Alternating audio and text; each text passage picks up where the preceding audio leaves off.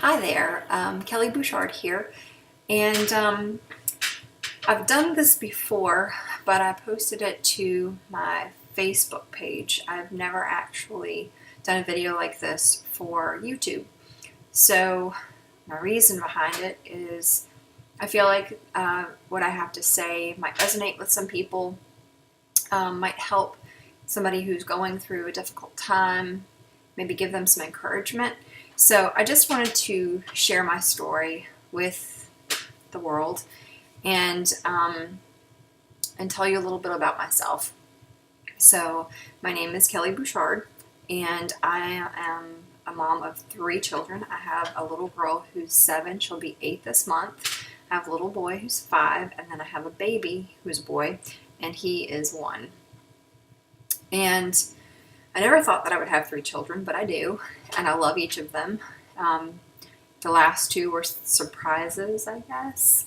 I guess you can't be but so surprised when you have a baby, but they were not planned. I'll put it that way.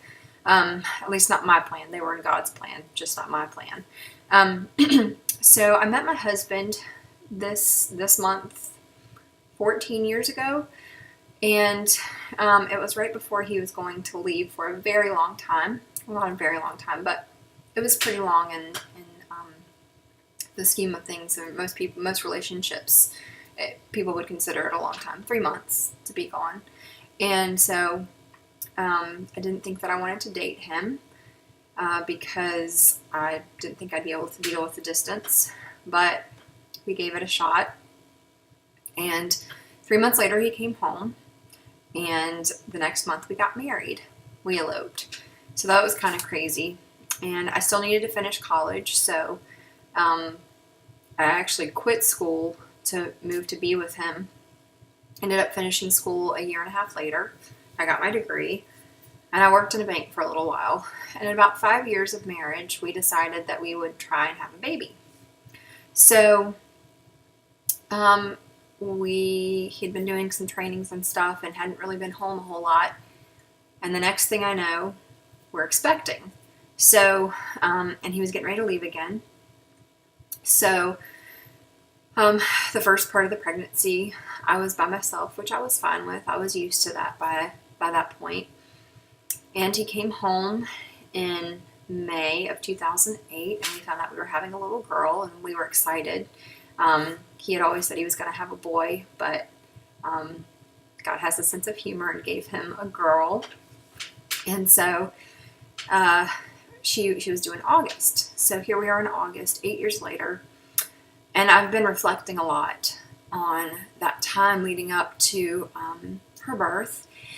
And on August 21st, 2008, my water broke. We were actually preparing to move from here in Georgia up to New York.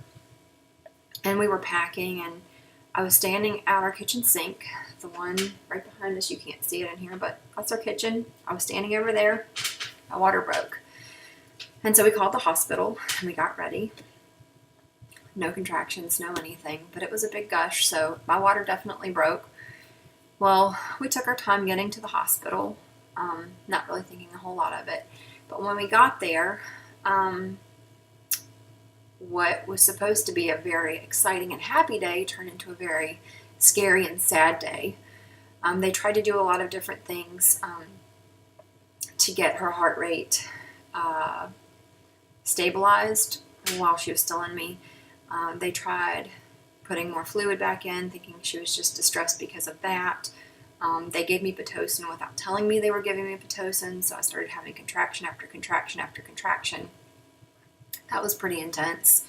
And then I threw up on the nurse. And then they tried getting a heart reading, like an internal heart read, but they couldn't get that. She was spinning, and she was definitely in distress. And the nurse said, if we don't get her heart rate up, you're going to have to go in for a C-section. Well, I was totally unprepared for a C-section. And next thing I know, 5 minutes later, they're prepping me for surgery. And they took me back.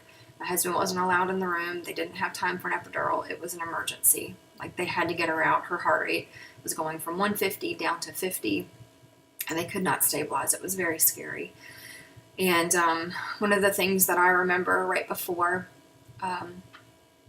being put under is they had glass shelving to my left, and I remember somebody hit something the wrong way, and the computers and everything that was on the shelving, everything that was on the shelving came crashing down. And I remember one of the doctors saying, "Come on, guys, get it together. We do this all the time." And I thought, fabulous. The time that I'm going in for surgery, they can't get their stuff together.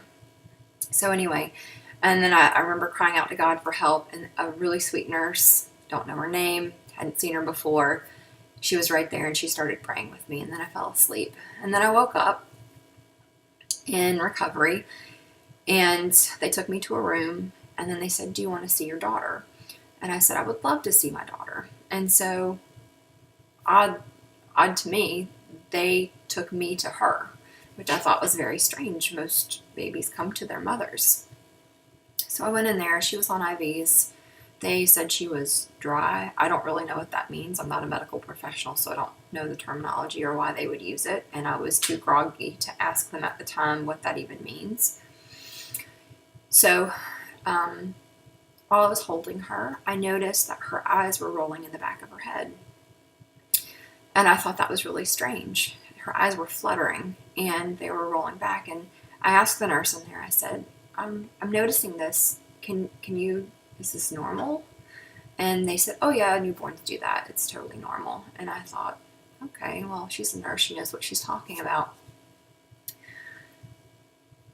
Right before I went back to the room, I was saying goodnight to her. It was probably 10:30 at night. It was later in the evening. I was getting ready to say goodnight to her, and I kissed her, and I noticed her eyes doing it again, and I thought, that's so strange. And I asked the nurse again, I said, "Is this normal?" And she said, "Oh yeah, don't worry about it. Newborns do it all the time." So I went back to the room, and I went to sleep. And at about 2:33, 3:30, somewhere along in there, a doctor came into the room, turned the lights on. I mean, it wasn't even like a gentle wake up. It was, "Turn the lights on, and your daughter's having seizures. What have you done?" Like, it was accusatory. Like, you must have done something while you were pregnant. You must have some type of infection or something for this to be caused. And I'm like, no, I'm totally well. I don't understand. I did everything I was supposed to do. Well, they said, well, they're on their way to come get her for the NICU.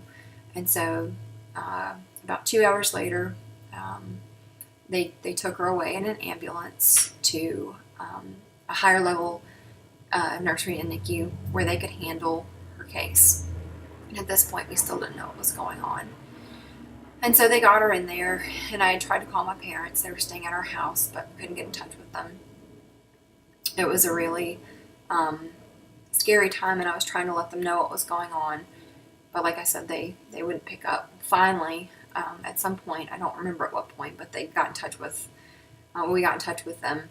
I think my husband had to send one of his friends over to let them know, knock on the door and let them know.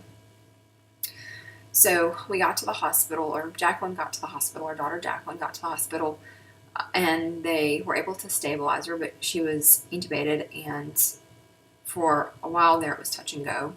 Her breathing stopped. They just weren't sure if she was going to make it at all. And something that could have been such a sweet and wonderful time turned into a very scary and terrifying time. And I just had a C-section, so I couldn't just leave the hospital. So I had to wait until I met some of the milestones after the delivery to be able to get checked out of the hospital. So I had her on a Thursday evening, and I was discharged on a Saturday morning. So that was the first time that I had seen her since she had been born. And I remember as I was walking around the halls, because that was something I had to do, I had to walk. As I was walking around the halls, intention had been to breastfeed her. And I saw all these signs on doors, saying, quiet, please, breastfeeding mommy and baby. And I remember feeling really angry. And I don't know how to describe it. I was jealous and angry and hurt that I couldn't nurse my baby. And we didn't know that I would ever do that. So finally I got to the hospital to see her, and they didn't know why she had seizures. It wasn't until day 7 or 8, I think, after they had attempted 3 MRIs, they finally got one that they were able to sedate her, and actually they sedated her 3 times. I was so angry because for various reasons they couldn't get into the room to do the scan on her. And finally they were able to do it. And what the MRI showed was brain damage. And at that point, we were told that Jacqueline might not walk, talk, or see.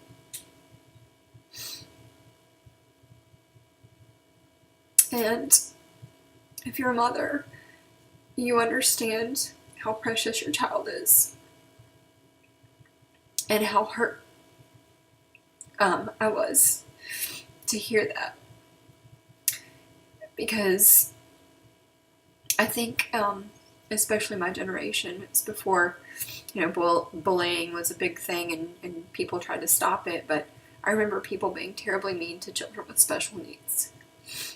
And for that moment, I remember thinking, it would just kill me if somebody were ever mean to her. It would hurt my heart so badly to think that someone could ever be mean to her, because here she is, this precious baby, and who I had no doubt would be a precious child. But we didn't know. And there were just so many things up in the air. And a week after that, we moved. So we went from delivering a baby, now a baby who has special needs, we know, and then we move to an area where I knew nobody and no family nearby. And that was hard. And of course we started seeing neurologists, and he said, well, you need to call our early intervention. She's going to need help. But I was in complete denial that there was anything wrong. I noticed, she can roll over, so she's good. She's making that milestone. It wasn't until probably the 2nd or 3rd time we went to see this neurologist, and he said, he was never ugly about it, but he was just like, you need to call early intervention. They can help you. But I was always in denial until that time. I think she was about 10 or 11 months old, and she still wasn't sitting up. She couldn't get into a sitting position. She wasn't crawling. And I said, I guess it's time. I guess there's so much, you feel like there's judgment. I don't think that anybody's ever been judgmental of me. Maybe they have, I don't know. Nobody's ever let me know, and I've never necessarily felt like one particular person did it, but I just feel like everything as a special needs parent or a parent of a child with special needs feels judged somehow, like maybe you did do something. Maybe it stems from when the doctor came in and said, what is it that you did? Why is she this way? Why is this happening? Maybe that's why it is. I don't know. I'm not a psychologist. But I can tell you that it was a very difficult time in my life, especially with the move. I didn't know who I was anymore. I didn't know what to do. I fell into a deep, deep depression. The old life I knew, I couldn't even get back into my old routine because we moved. So I didn't have my job anymore. I was a stay-at-home mom. My husband wanted it that way, and really looking back, it needed to be that way because she needed my attention. She needed me home with her. And we were in a position where we could do it. It was tight, but we were able to do it. And I remember I just wanted to feel like me again. And it had been so long since I felt like me. I mean, you go through pregnancy, that's life-changing. And then you deliver a baby. Your body looks completely different. Your mind is completely different. And I just didn't know who I was anymore. And about 2 years later, after I realized that I'd been in a deep depression and everything, and I had, tried to get I tried to find my new normal. And I had tried to lose weight after Jacqueline was born, and I was within like 6 pounds of my pre-pregnancy weight, although everything was distributed a little bit differently, and so nothing was quite right. Well, I found out I was pregnant with our second child in August or September of 2010, and I gained like 40 pounds with her pregnancy, didn't lose all of it, actually gained a little bit more back, then got pregnant a second time, and I gained 40 pounds with him as well. And so I was able to VBAC him, or vaginal birth after cesarean. So that was a very healing experience mentally for me. But also before then, I decided I've got to feel more like me. I've got to lose this weight. And I knew that it was going to be a challenge.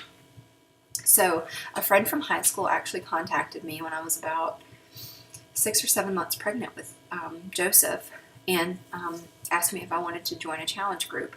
I didn't know what that was. I said, well, and when she explained what it was, weight loss challenge and that type of thing, I thought, well, I can't really do it right now because I'm pregnant, but I would love to do it once I give birth. And so we kept in touch. We made a plan, and I chose my workout program and everything. And she said, I said, as soon as I am cleared by the doctor, I'm on it. Like, I'm ready for this. And so I think I ordered 10-minute trainer, and I was ready to do it. And the day the doctor said, you're good to go, you can go work out, I went home and worked out. And I haven't looked back since. The next couple weeks from that, she said, well, if you want to do the challenge, you need to order Shakeology. And I was like, well, okay, I've never done shakes, don't like shakes. The thought sounded really gross to me, so I thought, no. But I'll order them. Since it's part of the challenge, I'll order it. And then I'll just cancel it afterwards because I won't want it. So I ordered it, and I started drinking it, and I thought, well, it's not doing anything, so I'm going to just quit. It's been a month, and I was losing weight, but I didn't really see any other benefit, and I thought, well, I'm just working out, so that's why. Well, I quit drinking it, and a week later, I said, well, my energy is a lot lower now. I think really that this is helping. So I told my husband we were on a single income, and he said, if you really think that it helps you, then go order some more. And I did. And then my friend said, well, if you want to save a little money, you can become a coach. And I thought, well, I don't really want to be a coach. She said, well, you don't have to do anything. You don't have to keep any minimums or anything. You can just sign up as a coach and get your discount. And I was like, well, it's a discount. Sure, I'll take the discount. So I signed up as a coach in August of 2011, and I didn't do anything with it forever. But I did continue drinking Shakeology, and I did continue working out, because after that I did P90X. I didn't even finish 10-minute trainer. I was like, I'm ready for something more. So I went to P90X, which I already had, and I hadn't done successfully. I'd never completed it, but I did. I did after I had my son. Completed P90X. Then I went to Turbo Fire, then Les Mills Pump, then Brazil Butt Lift. Then I did the Ultimate Reset, which totally changed my life. Taught me about food, and I lost like 9 pounds on it, the last little bit of baby weight. So overall I lost like 40 pounds. Amazing. Then I did Insanity. Then I did Asylum. Then I did T25. I've done a lot of programs, okay? I could list a lot more, but I'm not going to for the sake of time. I'm already taken up about almost 20 minutes now. But what I have to say is very important at this point. It's been life-changing. And it was at the point that I did the reset that I decided coaching is what I'm going to do. Because someone helped me at a time in my life when I didn't know what to do, and I didn't know where to go, and I didn't know how to lose the weight. And she put me in a community where people supported me and encouraged me. My faith helped me through a very difficult time. Getting through that time with Jacqueline, in the beginning especially, it was my faith. It was completely, totally all on God, and He helped me through it. A lot of prayer, a lot of crying, a lot of alone time, but I got through that point. And then God brought into my life a friend that I had not seen in years to help me feel like me again. And it did. And then last year I gave birth to my third child, who we were not really expecting. But very excited that he's here. And I was able to work out while pregnant. And so I had a very active, very healthy pregnancy, and I only had 17 pounds to lose after I had him, but I gained the same amount of weight with him that I did with the other two. So I don't know. I don't know how it happened, but it did. And I'm here after 3 children, feeling more like myself, better than the old Kelly that I was 8 years ago. And it was all because someone reached out to me for help. Jacqueline is now in 3rd grade. She does have special needs. She still has the brain damage that's not ever going to get fixed. She does talk. She does walk. She can see, though. She's had to have surgery on her eyes, and she still sees an ophthalmologist very regularly to watch her crossing, because she still crosses her eyes and this eye goes and does weird things sometimes. And so we have to watch it, keep our eye on it. And yeah, she's amazing. She's the most incredible child I've ever known. And I just want to be able to be the mom that my children need and deserve. And because somebody reached out and helped me, I'm able to do that for my children. And for that, I will be forever grateful. If I never did anything else with the coaching, I know just because I'm able to be more like me and a better version of myself. I'm not saying I'm perfect, because I'm far from it. But I can say that I am better and do a better job as a mother and as a caretaker of the house with coaching and Beachbody in my life.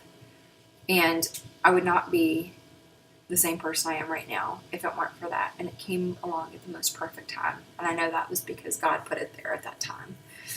And I feel so grateful for that. But I just wanted to say thank you. If you have made it to this point in the video, thank you so much for taking the time to listen, because I am not a big video person. I usually try to keep my videos super short. 23 minutes is kind of long, but I really appreciate you taking the time to watch this. I'm an open book. If you have questions about children with special needs, or if you're a mother who has a child with special needs and you're new to the special needs community, I have written a blog about it on my website, www.kellybouchard.com, KELLEYBOUCHARD. I did write a blog about it because we had some issues when we moved this time. But I really am an open book. I really want to help parents of children with special needs. It's very near and dear to my heart, and it will always be. And I just want to put that out there, that you're not alone. I'm here to encourage. And while fitness may not be your thing, that's fine. I'm not here to pull you into my fitness web, but I do want to say that this was part of my journey and something I had to share. And if you need any help, or you just need to talk to somebody about just coping with the challenges of being a parent with special, or a child with special needs, I'm here. So here it is for YouTube and all the world to see. Anybody who decides to click on this video, thank you for taking the time to watch. We'll hopefully be posting more videos, but not this long. Have a great day.